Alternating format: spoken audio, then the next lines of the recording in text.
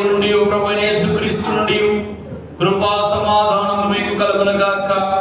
ఇది యెహోవా ఏర్పాటు చేసిన దినము, దీని యందు మనము స్థించి సంతోషించెదము. ఓ ప్రభువా, మా పెదవులను తెరువుము. తండ్రివైన దేవా, నీ శక్తి వలన జ్ఞానం వలన సమస్తము సృష్టించినందుకు, నీ కుమారుని మా రక్షకుని ఇచ్చడం వల్ల లోకమును ఎంతో ప్రేమించినామని రుజువుపరిచినందుకు నేను స్తుతించుచున్నాము. కుమారుడైన దేవా, మా అపరాధములను తప్పగింపబడిన నీవు తిరిగి లేచడం వల్ల మమ్మల్ని నీతిమంతులుగా చేయుటకు, పాపం తప్ప అన్ని విషయములలో మా వల్లే చేయబడినందులకై నేను స్తుతించుచున్నాము. పరిశుద్ధాత్ముడైన దేవా, సత్యమంతలోనికి నడిపించి మా హృదయములలో దేవుని ప్రేమను కుమ్మరించినందుకై నేను స్తుతించుచున్నాము. తండ్రి, కుమారుడు, పరిశుద్ధాత్ముడైన దేవా, యుగ యుగములు నీకే సమస్త స్తుతి మహిమ కలుగునుగాక. పాపములు పిలుపు వాక్యములు వినుడి. నేను లేచి నా తండ్రి యొద్దకు వెళ్ళి, తండ్రి, నేను పరలోకమునకు విరోధముగా నీ ఎదుట పాపం చేస్తిని, ఇక మీద నీ కుమారుడిని అనిపించుకొనుటకు యోగ్యుడని కాను. మనము పాపం లేని వారమని చెప్పుకుని మనల్ని మనమే మోసపుచ్చుకుందాము, మరియు మనలో సత్యం ఉండదు. మన పాపములను మనం ఒప్పుకొని నమ్మదగిన వాడు నీతిమంతుడు గనుక మన పాపములను క్షమించి సమస్త దుర్నీతి నుండి మనల్ని పవిత్రులుగా చేయును. మనమందరము మోకరిల్లి మౌనముగా నుండి మనల్ని మనము పరీక్షించుకొని పశ్చాత్తాపముతో దేవుని ఎదుట మన పాపములను వినయముతో ఒప్పుకొందాము.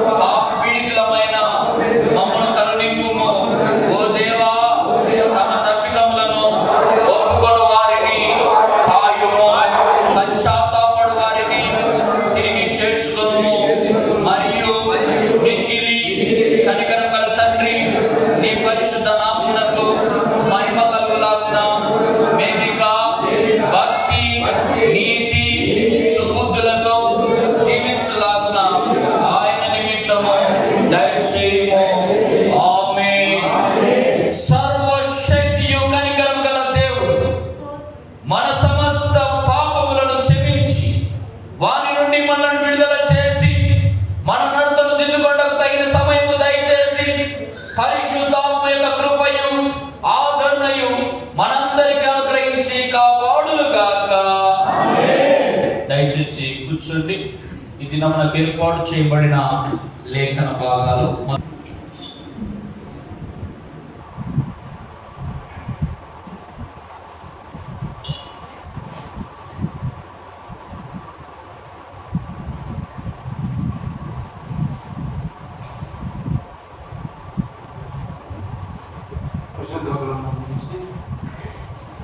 ద్వితీయోపదేశ కాండము 26వ అధ్యాయము 1 నుంచి 11 వచనాలు దేవుని వాక్యాన్ని ధ్యానించుకుందాము. ద్వితీయోపదేశ కాండము 26వ అధ్యాయము 1 నుంచి 11 వచనాలు దేవుడి వాక్యాన్ని ధ్యానించుకుందాము. నీ దేవుడైన యెహోవా నీకు స్వాస్థ్యంగా ఇచ్చుచున్న దేశమునకు నీవు వచ్చి దాన్ని స్వాధీనపరచుకొని దానిలో నివసించినప్పుడు నీ దేవుడైన యెహోవా నీకు ఇచ్చుచున్న ఈ భూమిలో నుండి నీవు కూర్చుకుని భూ పొలములన్నింటిలోనూ ప్రథమ ఫలములను తీసుకొని గంపలో ఉంచి నీ దేవుడైన యెహోవా తన నామమునకు మందిరమును ఏర్పరచుకున్న స్థలమునకు వెళ్ళి ఆ దినములలో నుండి యాజకుని యొద్దకు పోయి యెహోవా మన పితరులకు ఇచ్చేదని ప్రమాణం చేసిన దేశమునకు నేను వచ్చి ఉన్న సంగతి నేడు నీ దేవుడైన యెహోవా సన్నిధిని ఒప్పుకొనుచున్నానని అతనితో చెప్పవలను. యాజకుడు ఆ గంపను నీ చేతిలో నుండి తీసుకొని నీ దేవుడైన యెహోవా బలిపీఠం మీద ఉంచగా నీవు నా తండ్రి నశించుచున్న ఆరామీ దేశస్థుడు అతడు ఐగుప్తునకు వెళ్ళాను. కొద్ది మందితో అక్కడికి పోయి పరవాసి గొప్పదియు బలము నదియు విస్తారమైనదియు నాకు జనమాయను. ఐగుప్తీయులు మనలను హింస పెట్టి మనలను బాధపరిచి మన మీద కఠిన దాస్యము మోపగా మనము మన పితరుల దేవుడైన యెహోవాకు మొరపెట్టినప్పుడు యెహోవా మన మొరను విని మన బాధను ప్రయాసమును మనకు కలిగిన హింసను చూచెను.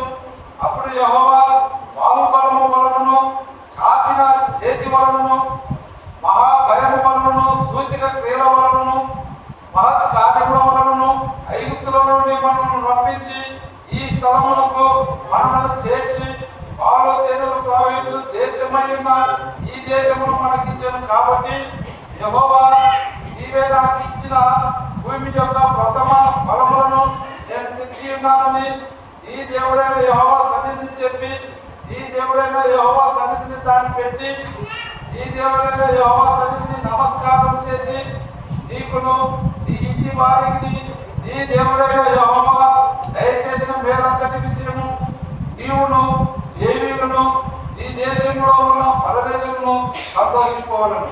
దేవుడి వాక్యము ఆశీర్వదింపబడును గాక. రెండవ పాఠం చదువుతాము. పరిశుద్ధ గ్రంథము నుండి అపోస్తలుల కార్యములు 5వ అధ్యాయం 10 వచనములు. Page number 107.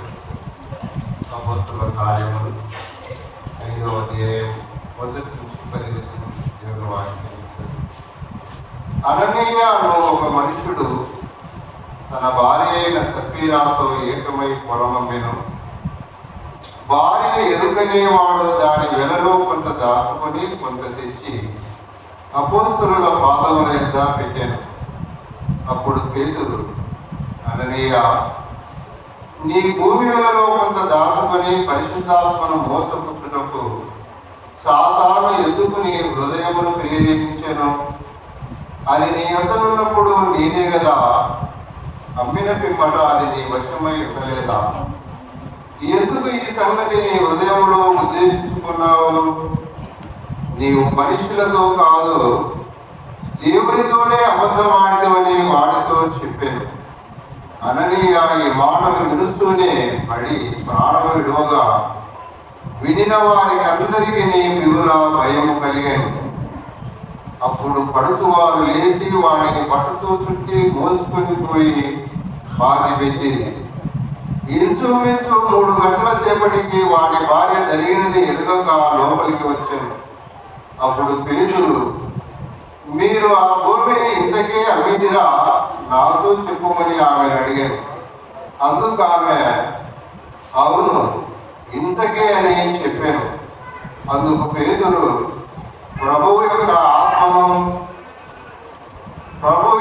ఆత్మను శోధించుటకు మీరెందుకు ఏకీభవించితిరి? ఇదిగో నీ పెనిమిటిని పాతిపెట్టిన వారి పాదములు వాకిటనే ఉన్నవి, వారు నిన్నును మోసుకొని పోదునని ఆమెతో చెప్పాను. వెంటనే ఆమె అతని పాదముల యొద్ద పడి ప్రాణం విడిచెను. ఆ పడుచువారు లోపలికి వచ్చి ఆమె చనిపోయినది చూసి ఆమెను మోసుకొని పోయి ఆమె పెనిమిటి యొద్ద పాతి పెట్టిరి. దేవుడి వాక్యము. ఆశీర్వదించును గాక. మూడవ పాఠం చదవగలము.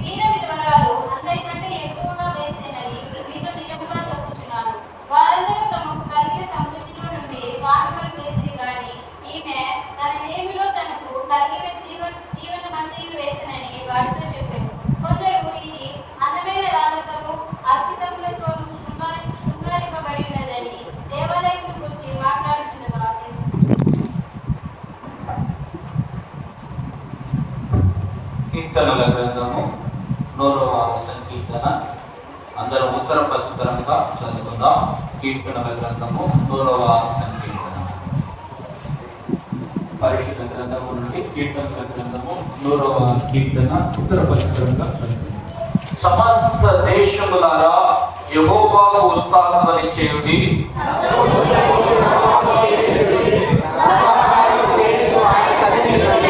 యెహోవాయే దేవుడని తెలుసుకొనుడి.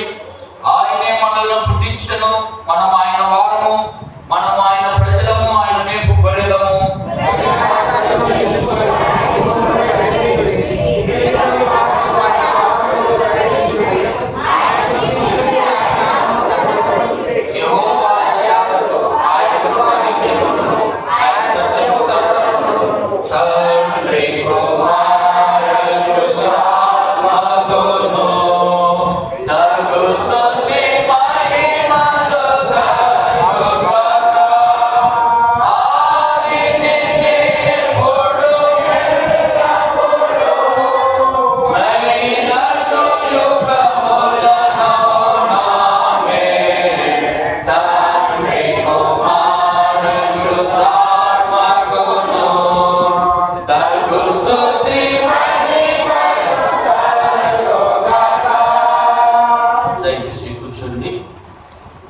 ప్రభునందు ప్రియమైన దేవుళ్ళారా, ఇది నాన్న కైప పాస్టేట్ నుంచి మన మధ్యలోకి వచ్చినటువంటి యువన బిడ్డలు మరియు సంఘ గురువు గారు మన మధ్యలో ఉండటం మనకి ఎంతో ఆశీర్వాదకరం.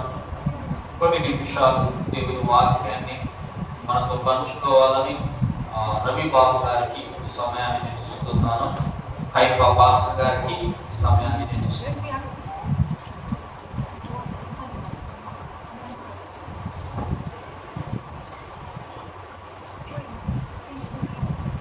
ప్రభువైనటువంటి క్రీస్తు నామమున సమయాన్ని దేవుడు మనకందరికీ అనుగ్రహించినటువంటి కృపను బట్టి దేవాది దేవునికి మొట్టమొదటిగా వందనాలను తెలియజేస్తూ ఉంటున్నాను. అదే విధంగా మరి సంఘము గురువు గారైనటువంటి మోహన్ బాబు గారికి ఇటువంటి అవకాశం కల్పిస్తున్నందుకై మా యవనస్తులకు మరి మేమంతా కూడా కోరుకొని బాబు గారి ఆరోగ్య వెంటనే మరి ఆలోచనకు రండి, స్వార్థం ప్రకటించండి అని చెప్పి నాకు చాలా సంతోషమైంది. బాబు గారికి సమయం నందు మా సంఘం తరఫున, మా యవనస్తుల తరఫున, సంఘ గురువు పక్షమున ప్రత్యేకమైనటువంటి వందనాలు తెలియజేస్తున్నాం. మరి మూడు వచ్చినటువంటి ఇద్దరికి కూడా ప్రభువైనటువంటి క్రీస్తు నామములో వందనములతో ప్రేమతో ఈ ధారాళంలోనికి ఆహ్వానిస్తుంటున్నా. అందరికీ వందనములు. మరి చదవబడినటువంటి లేఖన భాగములో మనం పరిశీలించగలిగితే ఆ యొక్క భాగాలలో మరి సాధారణంగా మనం కనిపించేటువంటి ముఖ్యమైనటువంటి విషయం ఏమనగా మరి కృతజ్ఞత అర్థములు మనం గమనించగలుగుతా ఉన్నాం. మరి కృతజ్ఞత అనేటువంటిది మనం తెలుసుకోవాలి. ఎవరికైనా మేలు చేసినప్పుడు వారు తిరిగి మనకు అన్యాయం చేస్తే ఏమంటాం మనం? కృతజ్ఞత లేకోకుండా జీవిస్తూ ఉన్నారు. మరి మీరు కృతజ్ఞత లేకోకుండా మీరు జీవించేటువంటి వారిని మనం ఏమంటాం? ఎన్నటికీ నమ్మం. ఇక్కడ మనకు కూడా చూస్తే మరి యెహోవా దేవుడు ఇశ్రాయేలు ప్రజలను పాలు తేనెలు ప్రవహించే దేశానికి సురక్షితముగా నడిపించినటువంటి వారందరికీ మరి ప్రభువు యెహోవా దేవుడు సెలవిస్తూ ఉంటాడు. మరి మీకు పండినటువంటి సమృద్ధిలో, మీకు కలిగినటువంటి సమస్తములో నేను భూమిని విస్తారముగా ఇచ్చినాను. ఏమి కావాలో అవన్నీ కూడా మీరు పండించుకున్నారు. అయితే మీరు మరి దేవుని మందిరానికి తీసుకుని వచ్చేటువంటి అర్పణలు ఏ విధంగా ఉండాలంటే ప్రథమ ఫలములు ఏముండాలి? సచ్చుబడిన ధాన్యమా, పనికిరాని ధాన్యమా, ఏమి దేవునికి ఇవ్వాలా? ఇప్పుడు అన్ని మిగిలినవిగా లేకపోతే మొట్టమొదటిగా తీసుకెళ్ళి తెచ్చినాం మనం చెప్పాలా? ఏది తీసుకుని వచ్చినా మంచిగా లేకపోతే పనికిరానివా? ఇది దేవుడు చెప్తాడు. మళ్ళా మనకు ఏవి తీసుకుని వచ్చి దేవుని ఆరాధించాలా, ఎలాంటి పరిహారము మరి దేవునికి అర్పించాలా అన్నటువంటి మనం చూస్తే మరి దేవునికి మొట్టమొదటిగా మనము మంచి ఫలాలను అర్పించాలి. అర్పించినటువంటి మరి హేబేలు కయీను జీవితాన్ని మనం జ్ఞాపకం చేసుకుంటే అక్కడ వాళ్ళిద్దరు అన్నదమ్ములే, అయినప్పటికీ వివిధ ఆలోచనలు, వివిధ స్వభావాలు కలిగినటువంటి వారు. ఒకరు సేద్యము చేయటంలో మరి తింట, మరొకరు గొర్రెలు మేపడంలో తింట. వీరిద్దరూ పనివంతులైనప్పటికీ వారిద్దరు కూడా పని చేస్తూ వ్యవసాయం చేస్తూ ఒకరు, మరి గొర్రెలు కాస్తూ ఒకరు. మరి వీరిద్దరిలో ఎవరు నమ్మకంగా జీవించినారు, ఎవరికి దృష్టిలో దేవునికి మంచి వారుగా ఎవరు కనిపించినారు అని ఆలోచన చేయగలిగితే మనకు తెలుస్తుంది హేబేలా కయీనా. హేబేలు ఏమి అనిపించినాడు? తనకు ఉన్నటువంటి సమస్తములో ఏది మంచిదో, ఏది కోరుకున్నదో మరి నిష్కలంకమైనటువంటి దానిని తీసుకుని వచ్చి దేవునికి సమర్పణ చేసినాడు. మరి కయీనేమో తను పండించినటువంటి పంటలో మంచి దానిని ఎగబెట్టుకొని మరి సత్సు ధాన్యమును, పనికిరాని ధాన్యమును తీసుకుని వచ్చినాడు. మరి దేవునికి ఎలా అర్పించాలో తెలియకపోయింది. దేవుడులే ఏమి ఇచ్చినా తీసుకుంటాడు, ఏమి ఆయన తీసుకుంటాడా, పాస్టర్ గారు తీసుకుని పోయేదని చాలా మంది ఆలోచనలు చేస్తూ ఉంటారు. అయితే నీ ఎవరికి కనపరుచుకోవాలా?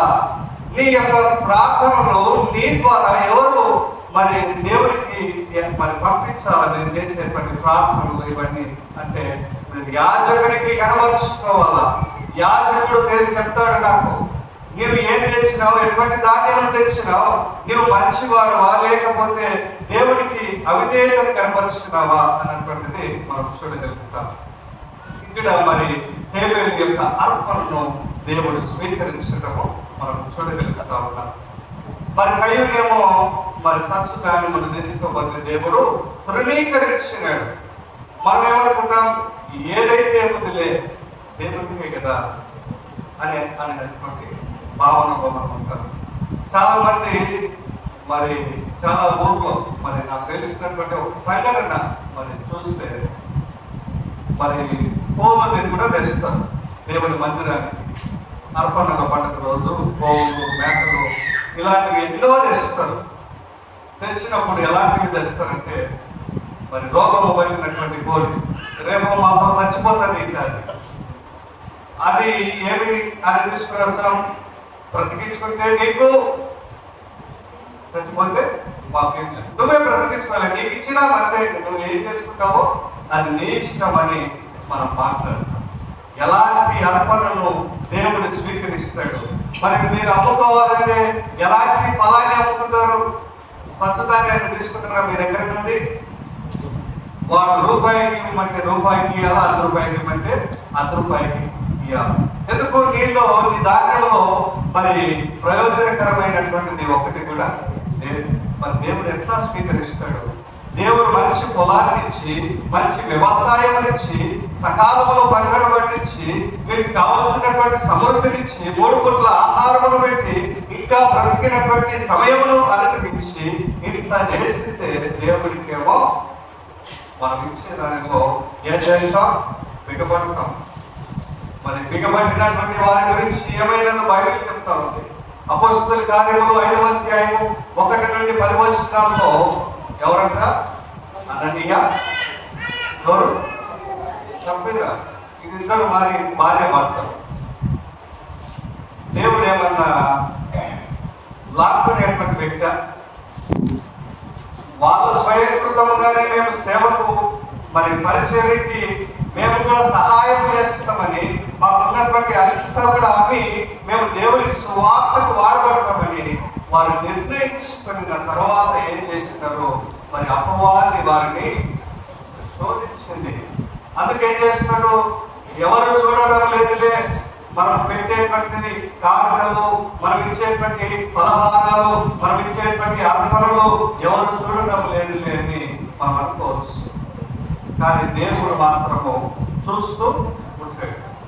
ఇక్కడ వారు కొంత సొమ్మును ఏం చేస్తున్నారు? ఎగబెట్టుకుంటున్నారు. కొంత సొమ్ము సువార్త నిమిత్తమై దేవుని యొక్క యాజకునికి ఇచ్చినారు. ఆయన అడుగుతున్నాడు, ఇది మీరు న్యాయముగా చేస్తున్నారా లేకపోతే ఇంతేనా మీరు అమ్మినటువంటి ధర అని అడిగినప్పుడు వాళ్ళు ఏమంటారు? ఇంతే, మేము అమ్మింది, మాకు వచ్చింది ఇంతే అని మోసమాడినారు. ఒకరు మోసమాడిన తర్వాత ఆ యొక్క మోసానికి ప్రతిఫలము మరణము చెందినాడు. ఇంకొక ఆమె వారి యొక్క భార్యను కూడా అడిగాడు, ఏమో మా ఇంటికే నాకు అంటే ఆమె కూడా మోసమాడింది. ఇంతటి మోసానికి వడిగట్టి ఎవరు మిమ్మల్ని దేవుడికి సమర్పణ మేము ఇంత ఇస్తామని ఒప్పుకోమని చెప్పినది? మేము అది మీది కదా, మీరు ఇవ్వచ్చినా ఇవ్వకపోయినా మిమ్మల్ని అడిగేటువంటి వారెవరు అని అడిగినారు. అప్పుడు వారు, మీరు మోసానికి ఏంటి అంటే ప్రతిఫలము మరణము చెందగలిగినారు. మనం చూస్తే ఈ కథ అందరూ వింటారు. రాజు ఉంటాడు, ప్రజలందరికీ ఆగ్రహిస్తున్న రేపు వచ్చేటువంటి రేపు దినాన మనమందరము ఒక పండుగ జరుపుకుంటా ఉన్నాం. దానికి పాలు అవసరమైనది, అందరూ కూడా ఒక చెంబు పాలు తీసుకురండి అని చెప్తాడు. ఊరంతా చెప్తాడు రాజు. రాజాన్ని అందరూ పాటించాలా లేదా? పాటించాలి. ఒకరేమో ఏం చేస్తున్నారు? ఏమో ఇంతమంది తీసుకొని వస్తా అంటే పాలు, నా యొక్క చెంబు నీళ్ళు ఏమైతాయని అనుకున్నారు. ఏంటంట? ఇంతమంది పాలు తీసుకొని వచ్చే నా చెంబు నీళ్ళు ఏమైతాయి నేను అనుకున్నాను. బాబు గారు అనుకున్నాడు, పెద్ద మనుషులు అనుకున్నారు. నాకు తెలియదు వాళ్ళు అనుకున్నారండి. నాకు తెలియదు మీరు అందరూ కూడా మా పాలలో వాళ్ళ పాలలో మా నీళ్ళు ఏమైతాయని. తీరా రేపు దినం వచ్చింది.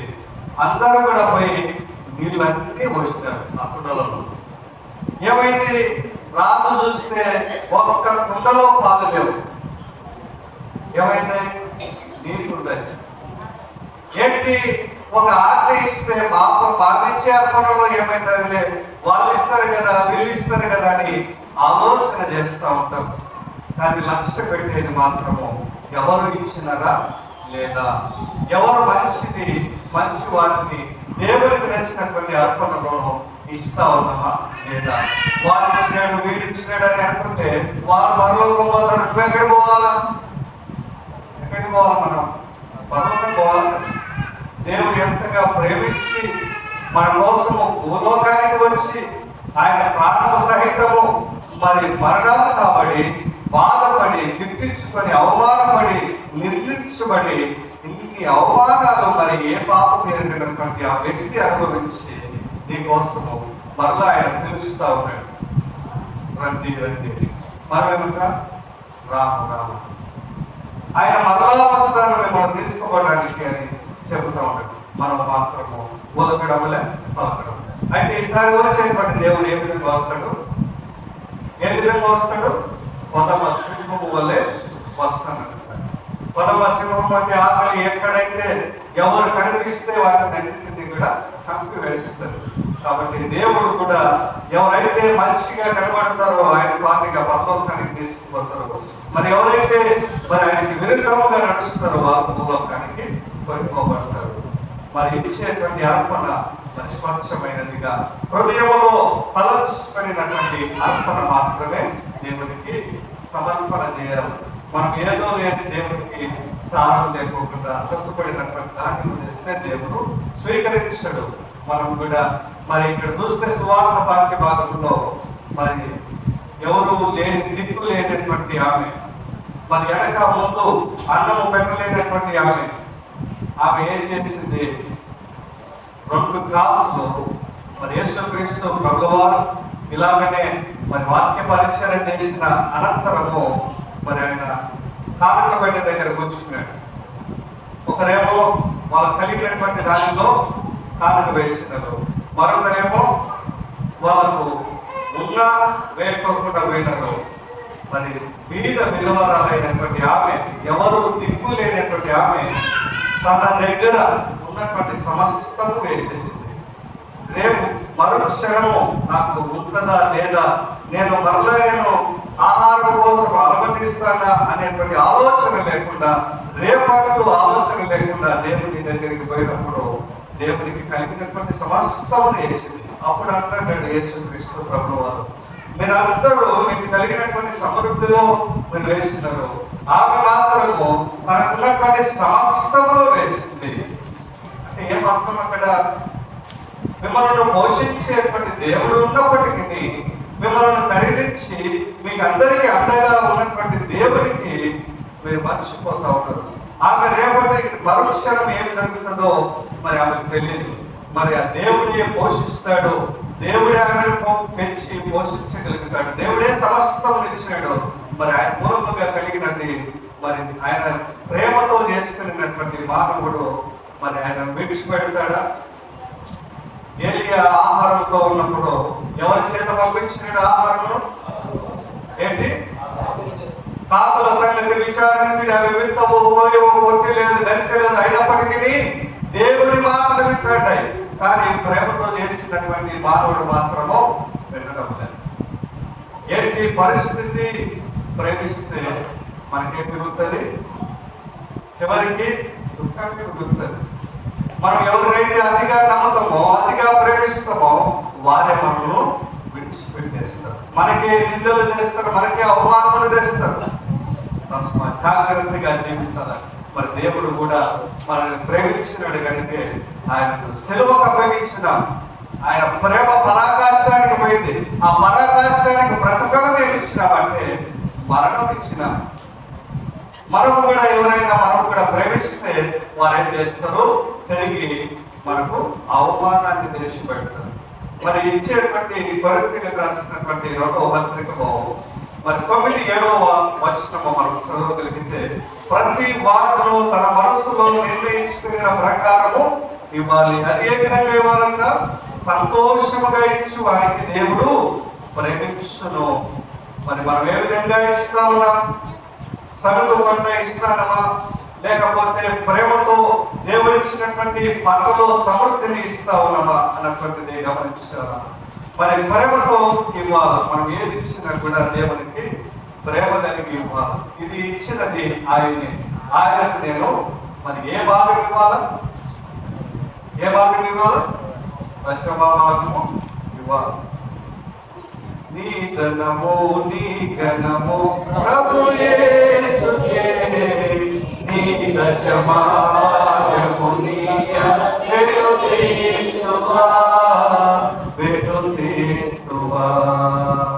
మరి ఏం చెప్తున్నాడు? మనం ఏం చేయాలా? అది కూడా వెనక్కి తీసుకుంటాను. దేవుని సొమ్ములో నుండి మరలా మనం దొంగతనం చేస్తున్నామని చెప్తాడు క్రీస్తు ప్రభువారు. మనం దొంగతనం చేసేటువంటి వారుగా ఉండకూడదు. మరి దొంగతనం చేసిన వారి పరిస్థితి ఏమైంది? అనని అసభ్యురాలు మరణానికి గురి కాబట్టినది. మనము దొంగలము కాదు, దేవుడిని ప్రేమించేటువంటి కుటుంబం. మరి ఆయన కుటుంబంలో దొంగలు ఉంటారా? మన కుటుంబంలో మరి దొంగలు ఉంటారా? ఉంటారా? మన కుటుంబం నమ్మినటువంటి కుటుంబంలో మన కొడుకులు దొంగలని మనం భావిస్తామా? కానీ దేవుడు కుటుంబం అనుకునేటువంటి కుటుంబంలో మరి దొంగలు ఉన్నారు. అయితే ఆయన సొమ్మును దోచుకోకూడదని మరి దేవుడు తెలియపరుస్తూ ఉంటాడు. మరి విశ్వాసంతో ఇవ్వాలంట. హెబ్రీయులకు రాసినటువంటి 11వ అధ్యాయము 4వ వచనంలో చెప్తాడు, ఆబేలు అర్పణ మరి విశ్వాసంతో ఇచ్చాడు కాబట్టి దేవుడు అతని అర్పణలో అతనికి అధికంగా ఇచ్చినట్టు. మరి ఉత్తమమైనది ఇవ్వాలంట. మలాకి 1:18లో చెప్తాడు, దేవుడు చెంత లేదా మిగిలిన దానిని కాదు ఉత్తమమైనదే కోరుకుంటాడు. మన దగ్గర ఉన్నటువంటి దాని మొదటి భాగము దేవునికి ఇవ్వాలి. మనము కూడా కృతజ్ఞత అర్పణలో మరి దేవునికి మరి ఇచ్చేటువంటి సరుకు కొనడము, మరి దేవునికి ఇది అవసరమా అనేటువంటి భావనతో లేకుండా మనకు కలిగినటువంటి సమస్తము ఆయన మూలముగా కలిగిన కనుక మనము దేవుడు ఇచ్చినటువంటి ఈ అర్పణను మరి దేవునికి సమర్పణ చెల్లించేటువంటి వారముగా ఉండాలి. మరి ఇంకా మనము మారకపోతే, మనము ఒకరికి ఆదర్శముగా నిలవకపోతే మనము గట్టులో మరి గ్రహించాలి. క్రైస్తవులు అనేటువంటిది ఏంటి? నమ్ముతారు మిమ్మల్ని ఎవరినైనా మంచి అని గ్రహించగలుగుతారా? సమాజంలో పోయినప్పుడు పలానా క్రైస్తవురాలని గ్రహించగలుగుతా ఉన్నారా? మేము మతం చూస్తానే, మీ మాట తీరు చూస్తానే క్రైస్తవులని గ్రహించగలుగుతారా? ఎక్కడైనా గమనిస్తున్నారా లేదా? గమనించడం లేదంటే క్రీస్తు మీలో లేడు, క్రీస్తు ప్రేమ లేదు, క్రీస్తు కరుణ లేదు, క్రీస్తు క్షమము లేదు మీలో. కాబట్టి క్రీస్తు పోలి ఉండేటువంటి వారము, క్రీస్తును పోలి నడిపించేటువంటి వారము, క్రీస్తు విడలమైనటువంటి మనము ఆయన యొక్క ప్రేమ, ఆయన దయ, ఆయన జాలి, ఇవన్నీ కూడా మనం కూడా కలిగి ఉండాలి. చాలా మంది క్రైస్తవులను నేను సమాజంలో నిందిస్తూ ఉంటున్నారు, అవమానిస్తూ ఉంటున్నారు. ఎందుకు? మనం చేసేటువంటి ప్రవర్తన, మనం జీవించేటువంటి జీవితం, మనం ఎవరు మనం మనుషులమా? దేవుని బిడ్డలం, దేవుని బిడ్డలము. మీరు చెడ్డ పని చేస్తే ఎవరికి అపకీర్తి? మీరు అన్యాయం చేస్తే ఎవరికి అపకీర్తి? మీ పేరు ఎవరు వాడుకుంటున్నారు? మీ ముందు ఎవరి పేరు వాడుకుంటారు? మీరు దేవుని పేరు వాడుకుంటారు. దేవుని పేరు చెప్పి మనం అక్రమము, అన్యాయం చేసి ఇక ఏవేవో లోకంలో ఇష్టానుసారముగా జీవించి మన బ్రతుకు బాగోకపోయినా దేవుని ముందుంచి మేము క్రీస్తు బిడ్డలం అంటే సరిపోతుందా? ఎవడైనా నమ్ముతాడా? అప్పుడు మిమ్మల్ని కాదని మీ దేవుడు ఉంటాడు. నువ్వు నమ్మినటువంటి క్రీస్తు అక్కడ నిర్దించబడతాడు. ఇంకా ఇంతటి అవమానం, ఇంతటి మరి అపకీర్తి చేసేటువంటి క్రైస్తవ బిడ్డలు ఎక్కడైనా ఉన్నారంటే మనమే. క్రీస్తు పోలిన నడవని చెప్పినాడు. నేనే మార్గము, నేనే జీవము, నా ద్వారా ఎవరు కూడా పరలోక రాజ్యము చేరని చెప్పినాడు. అయితే ఆయన మాదిరిగా, ఆయన పోలికలో మనం నడవగలిగితే ఆయన యొక్క పరలోక రాజ్యాన్ని మనం అందుకోగలుగుతాం. ఇచ్చేటువంటి అర్పణలో మనం సంపూర్ణముగా దేవునికి అర్పించి మరి దేవునికి ఇచ్చినటువంటి ప్రతి ఒక్క విధానములో దేవునికి కృతజ్ఞత కలిగి జీవించడంలో మనకి ఇది ఒక ప్రాముఖ్యమైనటువంటి దినముగా మనం గ్రహించాలి. మనం సకాలంలో ఈ పంటని ఇవ్వకపోతే, మనం నష్టపోతే మరి ఆహారం ఎక్కడి నుండి వస్తుంది?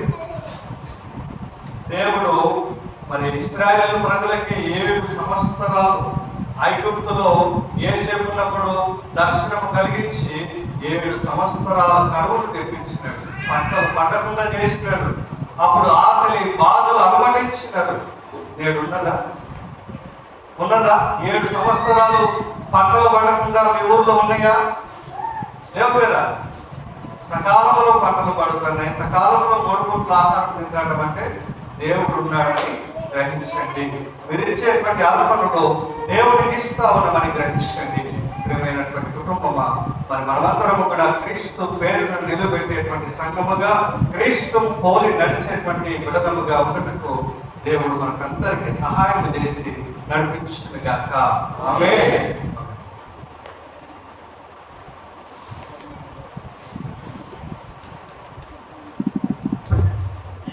చక్కని వర్తమానాన్ని అందించినటువంటి రవిబాబు గారికి అర్పణ అన్నది పవిత్రంగా ఉండాలి, పరిశుద్ధంగా ఉండాలి, దేవుడికి అర్పించగలిగి ఉండాలి. మనుషుల కోసం కాదు, కానీ దేవుడు మనల్ని చూస్తున్నాడని విషయాన్ని ఎప్పుడు కూడా మనం మర్చిపోకూడదు. చూడండి, మరియు పరిగెత్తుకుంటూ వచ్చి యేసుప్రభు పాదాల మీద పడింది. ఎందుకు మాట్లాడుతున్నాము? ఎందుకంటే అయ్యా, నేను యేసుప్రభుల వారిని అభిషేకం చేయడానికి వచ్చాను, ఆయన పాదాలను కడగడానికి వచ్చాను. మార్కు సువార్త 14 అధ్యాయం. ఆయన దగ్గరికి వచ్చి పాదాలు పట్టుకొని ఆ యొక్క అత్తరంతా చూస్తాను. ఎందుకమ్మా అత్తరంతా వస్తున్నావు? కొంచెం ఇంటికి తీసుకుపోవడానికి కొంచెం పెట్టుకోవాలి కదా. అక్కడ ఉన్న వాళ్ళు అంటున్నారు, కానీ ఆమె ఈ అత్తరంతా నా యేసు ప్రభుకే. ఈ అత్తర్ యొక్క విలువ ఎంతంటే ఆ యొక్క సంవత్సరం పన్న ఆమె చేసినటువంటి కష్టార్జితం. ఆ విలువ ఎంత? ఆమె రెక్కల కష్టం చేసి పనికిపోయి ఎంతైతే సంవత్సరం పన్న సంపాదించిందో అంత విలువ కలిగినది అత్తరు. ఆ డబ్బులన్నీ తీసుకొని వచ్చి ఎక్కడ పెడుతుంది? ఆ యొక్క విలువ అంతా తీసుకొచ్చి ఎక్కడికి ఇస్తుంది? దేవుని పాదాల చెంత చేరుస్తుంది. ప్రియమైన దేవుని బిడ్డలారా, ఇక్కడ ఉన్న వాళ్ళకి అలా అర్థం కాలే, ఎంతబ్బా ఈమె ఇట్లా చేస్తా ఉంది, ఇట్లా దేవుడు చూస్తున్నాడు. ఈమె చేసిన పని చాలా గొప్పది. ఈమె చేసిన పని చాలా గొప్పది. కాబట్టి ఈమె సువార్త ఎక్కడైతే ప్రకటించబడుతుందో ఈమె గురించి తప్పకుండా చెప్పాలి అని తన శిష్యులకు చూపించాడు మార్గాన్ని. కాబట్టి ప్రియమైన దేవుని బిడ్డలారా, ఈ యొక్క అర్పణ అన్నది కూడా మనం ఎంతవరకు దేవుని సన్నిధికి తీసుకొచ్చాం, ఎంత పర్సెంటేజ్ దేవునికి ఇస్తున్నాం. మన పంటలు అయితేనేమి, మనం చేసిన కష్టార్జితం అయితేనే. అక్కడ ముందు వచ్చిన చూస్తే కుష్ఠరోగి కృతజ్ఞత ప్రార్థన పెట్టుకున్నాడు. తాను బాగైనందుకు అక్కడ ప్రార్థన పెట్టుకొని తన ఇంట్లో ప్రార్థన చేస్తున్న సమయంలో ఆ యొక్క కార్యాన్ని మరియమ్మ చేస్తుంది. కాబట్టి ప్రియమైన దేవుని బిడ్డలారా, కృతజ్ఞత అన్నది చాలా ముఖ్యమైనది. ఈ సంవత్సరం పట్ల మనకు ఎటువంటి రోగాలు రాకుండా, ఎటువంటి సమస్యలు లేకుండా దేవుడు చేసినందుకు మనం దేవునికి ఇచ్చే అర్పణ చాలా ముఖ్యమైనది. కాబట్టి వాటిని ప్రేమపూర్వకంగా దేవుడికి అప్పగించడం అన్నది చాలా ముఖ్యమైనది. మనకు నేను ఉదయాన్నే చెప్పాను, 100 బస్తాలు పడితే ఎన్ని బస్తాలు ఉండాలి? చర్చిలో 10 బస్తాలు ఉండాలి. ఎవరికి పండలేదా 50 బస్తాలు? ఎవరికి పండలేదా 10 బస్తాలు? పండలేదా? ఎవరికి పండలేదా 10 బస్తాలు? ఎవరికి లేవా? ఎన్ని తీసుకొచ్చాం దేవునికి? ఏమి ఇచ్చాం మనం దేవునికి? మన హృదయం పరిశుద్ధంగా ఉందా? మన హృదయం కరెక్ట్గా ఉందా లేదా? మిమ్మల్ని మీరే పరీక్ష చేసుకోండి. దేవునికి ఏమి ఇచ్చాం మనం? ఎలాగ దేవుడు మనకు దీవిస్తాడు? 10 బస్తాలు కూడా ఎవరికి పడలేదా? సంఘం అంతటి కలిసి 10 బస్తాలు ఎవరికి పడలేదా? ఎవరికి 10 బస్తాలు పడలేదా? ఎంత ఘోరమైనటువంటి పరిస్థితి! అంటే మీరు ఆశీర్వాదాలను పొందుకోవడం లే, దేవుడు మిమ్మల్ని దీవించడం లేనటువంటి పరిస్థితి. కాబట్టి జ్ఞాపకం చేసుకోండి ప్రియమైన దేవుని బిడ్డలారా, ఎంత ప్రేమమయుడైనా, ఎంత కరుణామయుడు. మనుషులకి వెళ్ళి చూడండి, పాస్టర్ గారికి మేము ఇస్తున్నాం, పాస్టర్ గారికి మీరు ఇస్తున్నది దేవునికి ఇస్తున్నాను. దేవునికి ఇస్తున్నాను. సంవత్సరం పన్నా మనం ఉద్యోగం చేస్తాం, సంవత్సరం పన్నా ఉద్యోగం చేస్తాం. 1 లక్ష రూపాయలు సంవత్సరం పన్నా 1 లక్ష రూపాయలు వస్తాయి.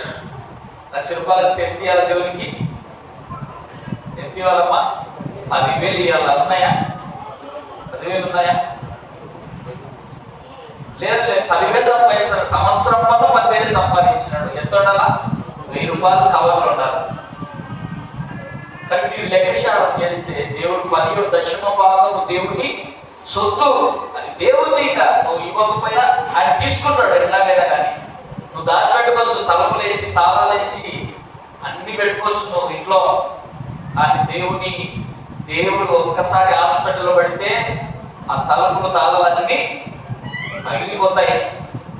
తలుపులు తాళాలు గడియలు అన్ని, మీ ఇంటి తలుపులు తాళాలు గడియలు బంగారం కూడా లేచిపోతుంది. ఎన్ని పెట్టినా కూడా సరిగా ఉచితమైన కృప అంటాడు దేవుడు. నేను ఉచితమైన కృపతో నేను కాపాడితే, నేను ఉచితమైన ప్రేమతో నేను చూస్తే, నువ్వు నా ఎడల ఎలాంటి ప్రేమ చూపుతున్నావు, ఎలాంటి ప్రేమను కనపరుస్తున్నావు? ఇది నా దేవుడు నీ క్వశ్చన్ ఇస్తున్నాడు. ప్రేమైన దేవుడి బిడ్డ సరి అయినటువంటి ప్రేమ కలిగిన దేవుడి బిడ్డలుగా ఉన్నాడు. సరి అయిన క్రమాల్లో క్రీస్తుని ఎరిగి ఆయన అర్పించేటువంటి బిడ్డలుగా మీరు ఏమి విత్తుతారో అదే పంట, ఏమి ఇస్తున్నారో వాటిని మీరు పొందుకుంటారు అంటున్నాడు దేవుడు. కాబట్టి భవిష్యత్తు కాలం మన ముందర ఉంది. దేవుడు మనకి ఇవ్వాలి అంటే ఈ దినాన పరిపూర్ణంగా పరిశుద్ధంగా దేవుడికి ఇవ్వబడాలి. ఒక చిన్న మరియమ్మ గురించి ఇంత పరిశుద్ధ గ్రంథంలో రాయబడడానికి కారణం ఏమిటి? ఆమె కన్నా గొప్ప వారు ఉన్నారు, ధనికులు ఉన్నారు, బలం కలిగిన వారు ఉన్నారు, గొప్ప గొప్ప వారు ఉన్నారు. ఈమె పేరు ఎందుకు పరిశుద్ధ గ్రంథంలో రాస్తున్నాడు?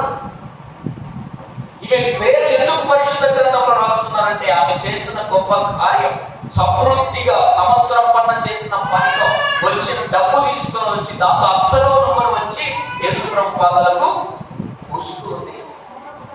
అలాంటి హృదయాన్ని మనం కలిగి ఉంటాం. రేపు పొద్దున మన పేరు కూడా ఎక్కడ రాయబడాలి? ఎక్కడ రాయబడాలి? పరలోక రాజ్యంలో చేరాలంటే ఒక చోట పేరు రాయబడాలి. ఎక్కడ? జీవ గ్రంథంలో నీ పేరు రాయబడాలి. ఇది నా పరిశుద్ధ గ్రంథంలో మన పూర్వీకుల పేర్లు ఉన్నాయి. మన పేర్లు ఎక్కడ ఉండాలి? జీవ గ్రంథంలో ఉండాలి. జీవ గ్రంథంలో ఉండాలంటే నీ హృదయం ఎలా ఉంది? ఎలాంటి హృదయం నువ్వు కలిగి ఉన్నావు? ఈ లోకంలో నిన్ను చూసి ఇతరులు నేర్చుకోవాలి. నీవు ఇచ్చేటువంటి ఆ అద్భుతమైనటువంటి దారుణమైన హృదయాన్ని చూసి 10 మంది నేర్చుకోవాలి. అయ్యా, మా ఈయన ఇంత గొప్పగా నివర్తిస్తున్నాడే, మేము కూడా ఇవ్వాలని నేర్చుకొని, ఎందుకంటే మనము దేవుడిని గురించి తెలుసుకున్న ప్రజలము, దేవుడి బిడ్డలము కాబట్టి. ఇద్దరు దేవుడి తెలియని ప్రజలు ఎంతో మంది ఉన్నారు, దేవుడిని ఎరగని ప్రజలు ఉన్నారు. ఒక కుటుంబానికి మేము ప్రార్థన పోతే కానుక 10 రూపాయలు పెట్టారు. ఏమంటే వాళ్ళకి తెలుగులే పాస్ కదా అంటున్నారు మన వాళ్ళు. వాళ్ళకు ప్రార్థన తెలియదు, దేవుడు అంటే తెలియదు అంటున్నారు. 10 రూపాయలు కానుక పెడుతున్నారు. సేవకుడు పోతే సొప్పేసుకొని, సేవకుడు సంఘ కాపరి, సంఘ పెద్దలు అందరూ కలుసుకొని, పిల్లలు ఏమన్నా బిడ్డలు అందరూ కలిసిపోతే 10 రూపాయలు కానుక పెడుతున్నారు. ఎంత ఘోరమైన పరిస్థితి! అలా దేవుడు యాజకుడి ఇంటి దగ్గరికి వస్తే వారికి విలువ తెలియడం. ఆ విలువ తెలాలి అంటే నీవు తెలుసుకున్న నీవు చెప్పాలి. దేవుని ఎరిగిన బిడ్డగా నిన్ను చూచి వాళ్ళు తెలుసుకోవాలి, నేర్చుకోవాలి. ఇది ఇట్లాగే అలా యాజకుడు వస్తే ఎట్లా ప్రేమించాలా, ఇలాగ చేయాలి, నీ గురించి తెలుసుకోవాలి. ఇప్పుడు మరియమ్మ గురించి మనం ఎట్లా తెలుసుకుంటున్నామో నీ గురించి కూడా ఇతరులు తెలుసుకోవాలి. అలాంటి సాక్ష్యాన్ని మనం కలిగి ఉండాలని నేను తెలియజేస్తున్నా. చక్కని వర్తమానాన్ని అందించినటువంటి బాబు గారికి నా హృదయపూర్వకంగా తెలియజేస్తున్నాం. అందరం కూడా లేచి నిలబడి మన కానుకలను దేవుడికి హృదయపూర్వకంగా అర్పించుకుందాం. చక్కని పాట ఎవరైనా పాడేవాళ్ళు ఉంటే పాడండి.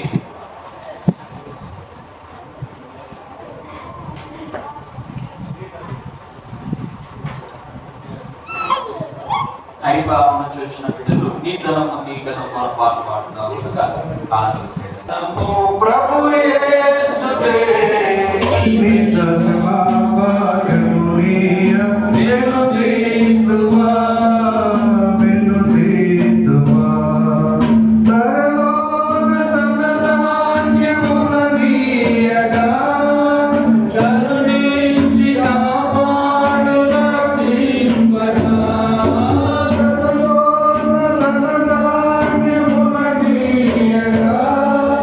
కరుణించి కాపాడు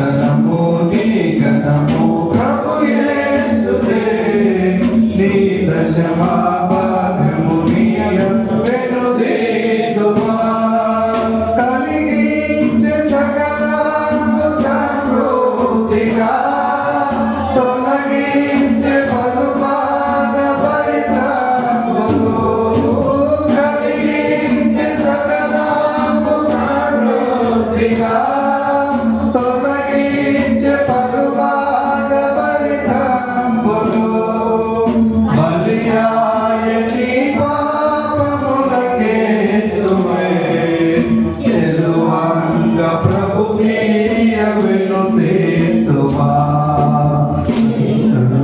నీ గణము ప్రభు యేసుదే నీ దశమా భాగము నీయ వినుతేతుమా వినుతేతుమా.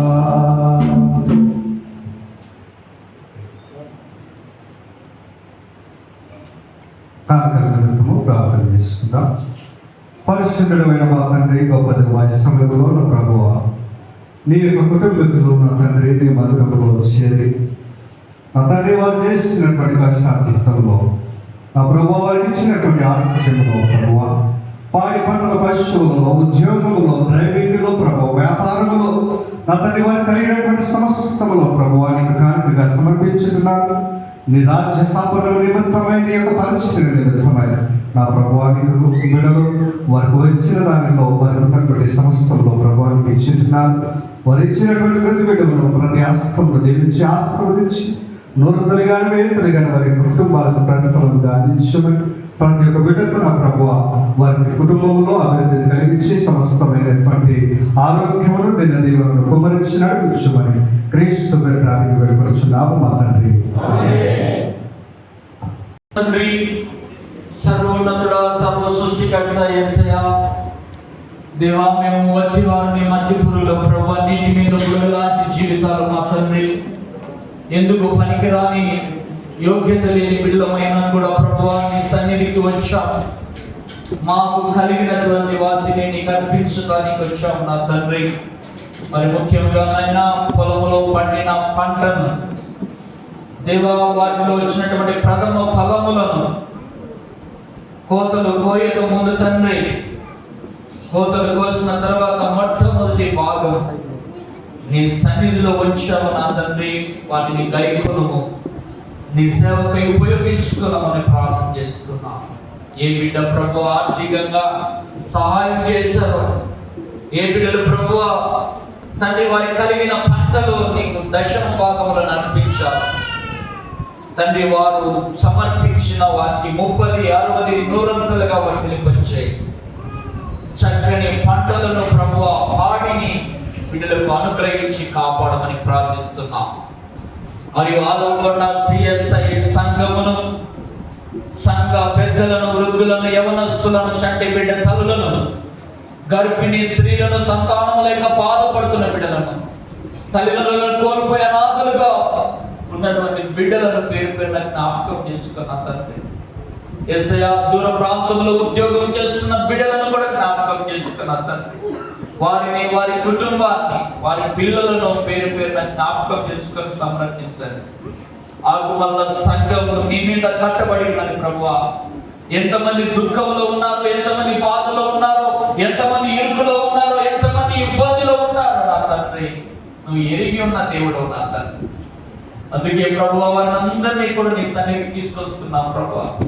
వారిని పేరు పేరున జ్ఞాపకం చేసుకున్నా తండ్రి. నీకు ఇచ్చిన బిడ్డ ఎప్పుడు తక్కువ చేయబడలేదు దేవా. నీకు ఇచ్చినటువంటి బిడ్డ తండ్రి ఎప్పుడు కూడా తక్కువ కనపరచలేదు ప్రభువా.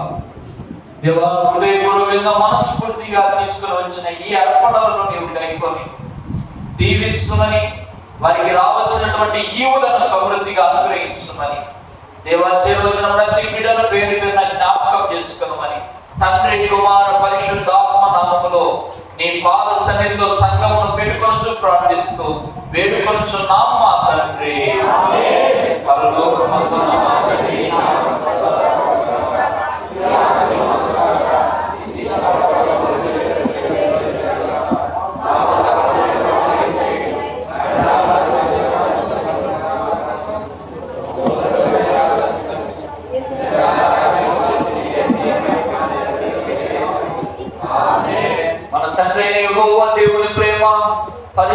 రక్షకుడైన యేసు ప్రభుల వారి కృప, పరిశుద్ధాత్మ సహవాసం, సకల దీవెనలు చేరవచ్చిన బిడ్డలతోనూ రాలేక ఉన్న బిడ్డలతో సదాకాలముతో నిండై కాచి సంరక్షించి కాపాడునుగాక. అందరికీ వందనాలు. దయచేసి కూర్చోండి, మీ స్క్రిప్ట్ ఉన్నాయి.